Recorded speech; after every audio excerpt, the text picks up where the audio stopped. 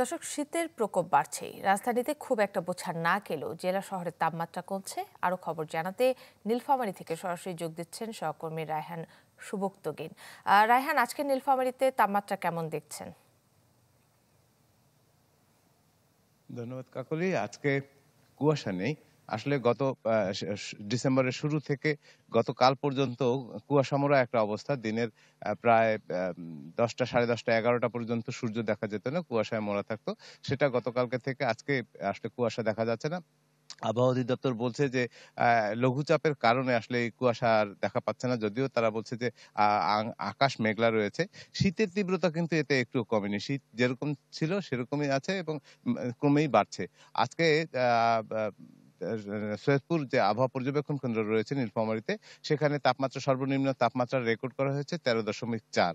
আর ডিমলাতে আরেকটি এরকম আবহাওয়া পর্যবেক্ষণ কেন্দ্র রয়েছে, সেখানে কিন্তু 12-র ঘরে, অর্থাৎ 12-13-র মধ্যেই চলছে। এটা লঘু শৈত্যপ্রবাহ হয়তো নয়, কিন্তু তার কাছাকাছি একটা জায়গা।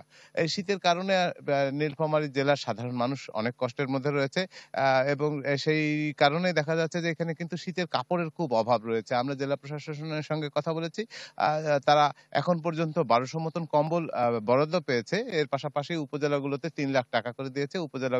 উপজেলা প্রশাসন তারা এই 3 লাখ টাকার মধ্যে কম্বল কিনে দরিদ্র মানুষের মধ্যে বিতরণ করবে। এটিকে পর্যাপ্ত বিবেচনা না করে উপজেলা প্রশাসন কিন্তু তাদের ঊর্ধ্বতন মহলের কাছে আরো চাহিদা পাঠিয়েছে। তো সেইটা কবে নাগাদ পাবে সেটা একটা অবস্থা, কিন্তু এখানে শীতের তীব্রতা আরো বাড়বে।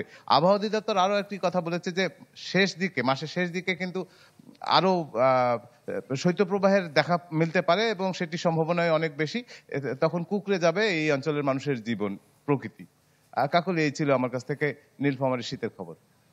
রায়হান, আপনাকে ধন্যবাদ। দর্শক, নীলফামারী থেকে শীতের প্রকোপের খবর জানাচ্ছিলেন সহকর্মী রায়হান সুবক্তগিন। বছর শেষের খুশি নগদে হবে বেশি। নগদ পেমেন্টে নির্দিষ্ট ক্যাটাগরির কেনাকাটায় 300 টাকা পর্যন্ত ক্যাশব্যাক।